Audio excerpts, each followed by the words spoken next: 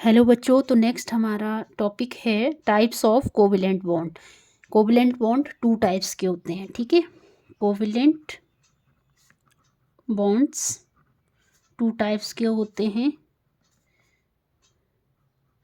Sigma bond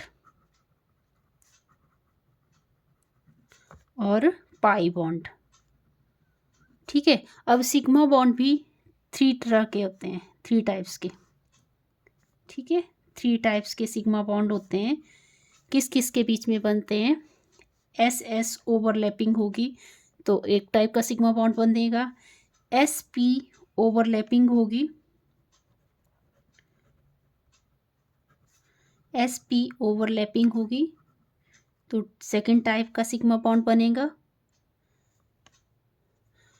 और P P overlapping होगी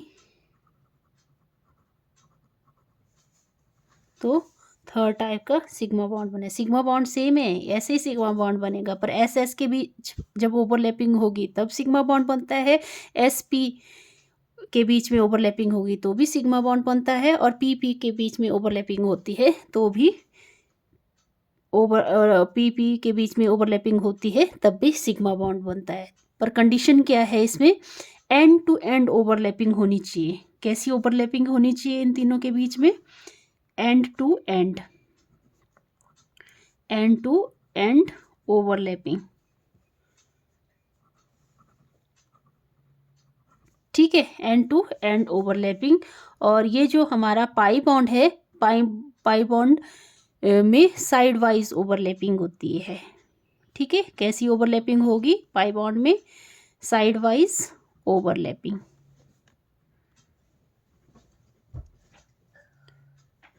ठीक है।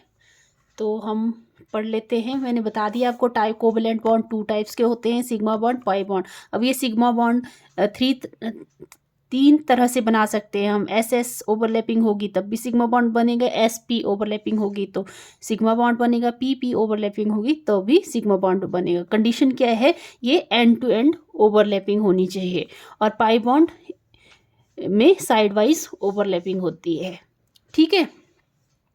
तो पहला हम कर लेते हैं सिग्मा बॉन्ड के बारे में।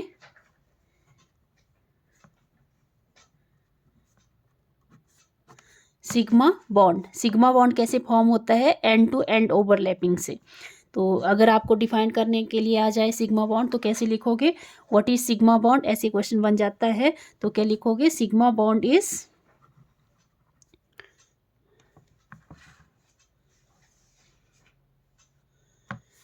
sigma bond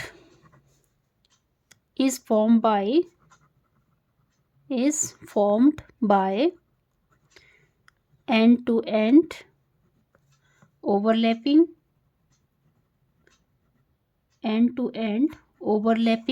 of bonding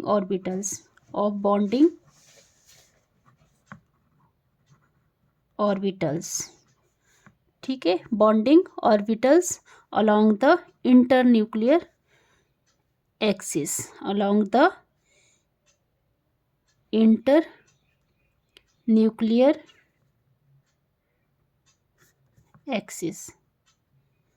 ठीक है, along the internuclear axis। फिर इसके फर्स्ट टाइप मैंने बताया S S overlapping. S S overlapping का क्या मतलब है? जैसे एस ऑर्बिटल ले लिया और दूसरा एस ऑर्बिटल ले लिया। आपको पता है मैंने शेप्स में पढ़ाया चैप्टर नंबर 2 में आपको कि ऑर्बिटल की कैसी शेप होती है। तो एस ऑर्बिटल की इस तरह की शेप होती है, स्फेरिकल होता है ये, ठीक है। जब ये ओवरलैप करेगा तो क्या बनेगा? एस एस ओवरलैपिंग बोलेंगे इसको, एस एस ओवरलैपिंग, ठीक है। along the internuclear axis,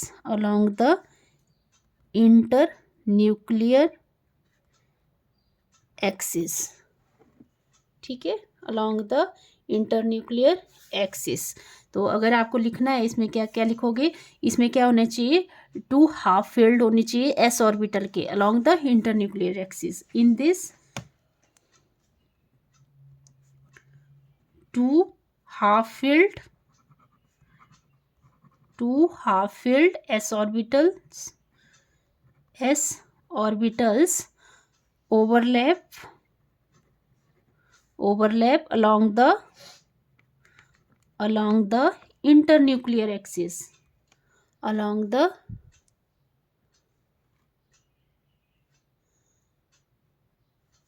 internuclear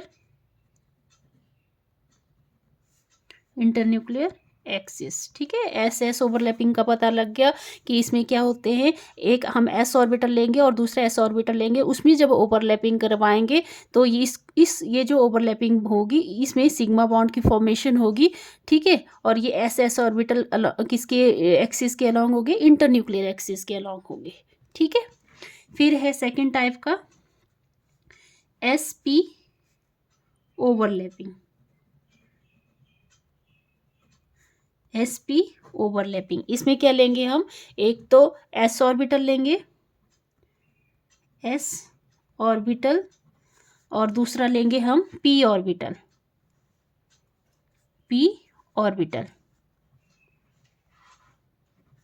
ठीक है, जब हम एस और पी ऑर्बिटल लेंगे तो क्या होगा, ऐसे ये पी ऑर्बिटल बन गया और यहाँ पे एस ऑर्बिटल, इन दोनों के बीच में क्या हो गई, ये एस ऑर्बिटल और पी ऑर्बिटल के बीच में इसको बोलेंगे S P overlapping, S P overlapping. ठीक है, और फाइनल कैसे बन जाता है ये एटम, ऐसे बन जाएगा, एक लोब बड़ा हो जाएगा और एक छोटा रह जाएगा। ठीक है, ओके। फिर है थर्ड टाइप का, थर्ड टाइप में मैंने क्या बताया आपको, पी पी ओवरलैप। इसमें लिखना है तो क्या लिखोगे, पहले ये लिख लो, this overlapping is formed between, this overlapping किसके बीच में फॉर्म हुई है, overlapping is formed between half filled S orbital, half filled s orbitals, half filled s orbitals of one atom and half filled p orbital, half filled p orbitals of another atom। ठीक है, S P orbital में क्या लिए, एक S orbital लिया, एक P orbital लिया, इनके जब बीच में जब ओवरलैपिंग करवाई तो क्या ओवरलैपिंग हुई, एस पी ओवरलैपिंग बोलते हैं। इसमें एक बड़ा लोब बन गया और एक छोटा लोब बन गया। ठीक है, और इसको क्या बोलेंगे, एस पी ओवरलैपिंग। और कौन सा बॉन्ड फॉर्म होगा इसमें, सिग्मा बॉन्ड फॉर्म होगा। ठीक है, थर्ड टाइप है हमारी, फिर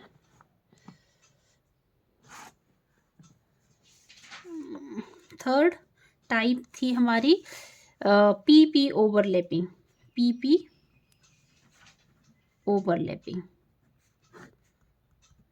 ठीक है, पी पी ओवरलैपिंग, तो इसमें हम पी ऑर्बिटल लेंगे, एक पी ऑर्बिटल हमने ये ले लिया, पी ऑर्बिटल, और दूसरा पी ऑर्बिटल ऐसे ले लिया। ठीक है, दो पी ऑर्बिटल लिए, और जब ये ओवरलैप करेंगे तो इसको बोलेंगे हम P P orbital overlapping, P P overlapping along internuclear axis, along internuclear axis. और ऐसे लोब बन जाएगा, छोटा लोब और यहाँ पे बड़ा लोब और ये छोटा लोब। ठीक है, ओके। तो इसमें क्या लिखेंगे, इसमें ओवरलैपिंग होगी two half filled p orbital के बीच में। ठीक है, दिस ओवरलैपिंग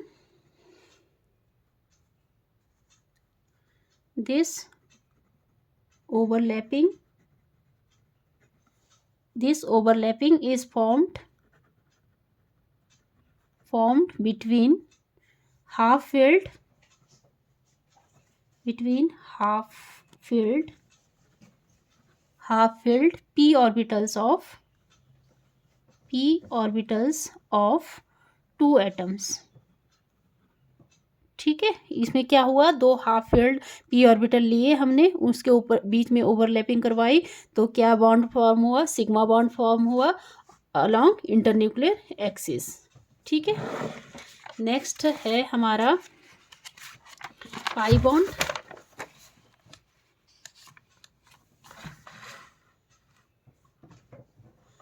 पाई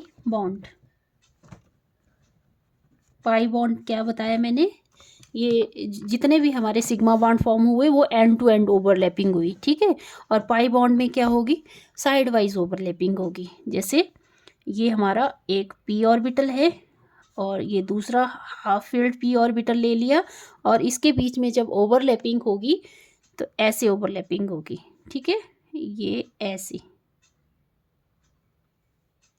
ठीक है,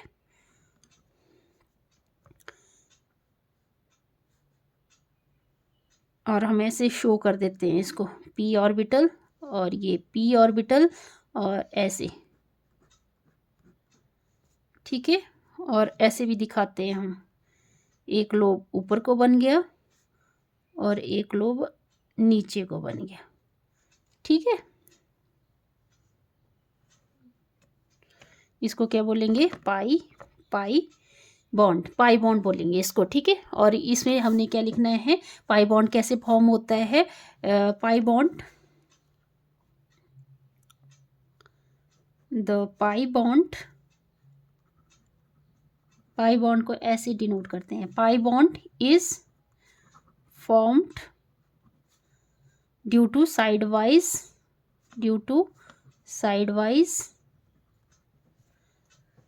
overlapping of half filled atomic orbitals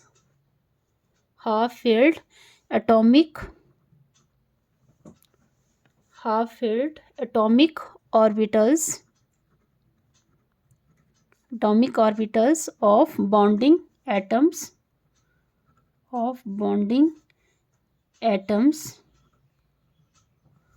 above and below the plane, bonding atoms above and below the plane। ठीक है, तो इसमें क्या लिया हमने, दो पी ऑर्बिटल लिए, उसमें ओवरलैपिंग करवाई, तो ये ओवरलैपिंग जो करवाई ये साइड वाइज ओवरलैपिंग करवाई। ठीक है, तो जो बॉन्ड फॉर्म होगा उसको बोलेंगे हम पाई बॉन्ड। अब इसमें एक्सेप्शन है, क्या एक्सेप्शन है, मतलब कुछ इसमें कि बॉन्ड कैसे फॉर्म हो सकते हैं। अब हम जैसे एक ऐसे बॉन्ड पी ऑर्बिटल ले लें जो एक्स एक्सिस के अलोंग है, और यहाँ पे एस ऑर्बिटल ले लें, तो ये देखो यहाँ की सिमेट्री अलग है ना, पी ऑर्बिटल का जो ऑर्बिटल बनाया है इसमें पी एक्स ले लिया हमने, इसकी सिमेट्री अलग है, इसकी सिमेट्री अलग है, तो इसमें ओवरलैपिंग कैसे पॉसिबल है, तो यहाँ पे ओवरलैपिंग नहीं हो सकती है। दूसरा केस है, अगर हम एक पी ऑर्बिटल ले रहे हैं और एक एक्स के पी एक्स ले रहे हैं और दूसरा हम पी वाई ले रहे हैं ऐसे, तब भी ओवरलैपिंग पॉसिबल नहीं है। ठीक है, पी वाई ले रहे हैं तो यहाँ पे ओवरलैपिंग पॉसिबल नहीं है। ठीक है, तो दो ये एक्सेप्शन हो गई आपकी। और इसमें है जैसे जो ओवरलैपिंग है वो हमेशा किस में होती है, सिमेट्री में होती है। जैसे ये एस ऑर्बिटल है, यहाँ पॉजिटिव है, ये पी ऑर्बिटल है, ये भी पॉजिटिव है। ठीक है, तो यहाँ पे क्या है, ओवरलैपिंग पॉसिबल है एस और पी के बीच में। ठीक है, पी जेड मान लो इसको। फिर अगर यहाँ पे एक ऐसे पी ऑर्बिटल है और दूसरा ऑर्बिटल ऐसे है, तो भी यहाँ पे ओवरलैपिंग पॉसिबल है, क्योंकि पॉजिटिव क्या है, पॉजिटिव यहाँ पे ओवरलैपिंग पॉसिबल है। पी जेड और पी जेड मान लेते हैं इसको, यहाँ पे भी ओवरलैपिंग पॉसिबल है क्योंकि यह हम क्या ले रहे हैं, पॉजिटिव लोब ले रहे हैं, यहाँ पे पॉजिटिव, यहाँ पे नेगेटिव, तो यहाँ पे भी ओवरलैपिंग क्या है, पॉसिबल है। ऐसे अगर हम एक सिमेट्री में लेते हैं, मान लो ये पी वाई है ना, तो यहाँ पे भी ओवरलैपिंग पॉसिबल है। ठीक है, और हमें ये भी पता होना चाहिए कि जो एस एस ओवरलैपिंग है जिसमें सिग्मा बॉन्ड फॉर्म होता है, सिग्मा बॉन्ड की जो फॉर्मेशन होती है वो स्ट्रॉन्ग बॉन्ड होता है, ये स्ट्रॉन्ग बॉन्ड होता है, और जो पाई बॉन्ड है वो वीक बॉन्ड होता है। ठीक है, तो यही था। अगर ऑर्डर लिखना है हमने सिग्मा बॉन्ड और पी बॉन्ड का, तो सबसे ज़्यादा स्ट्रॉन्ग एस एस ओवरलैपिंग सबसे ज़्यादा स्ट्रॉन्ग ओवरलैपिंग में, जैसे एस एस जो बॉन्ड सिग्मा बॉन्ड बनेगा वो सबसे ज़्यादा स्ट्रॉन्ग होगा, उससे कम एस पी में जो ओवरलैपिंग होती है वो बॉन्ड उससे कम स्ट्रॉन्ग होता है, और सबसे कम जो स्ट्रॉन्ग बॉन्ड होता है वो होता है पीपी और पीपी ओवरलैपिंग के थ्रू। ठीक है, थैंक यू। अगर वीडियो समझ आया तो प्लीज़ लाइक करें, शेयर करें, सब्सक्राइब करें। थैंक्स।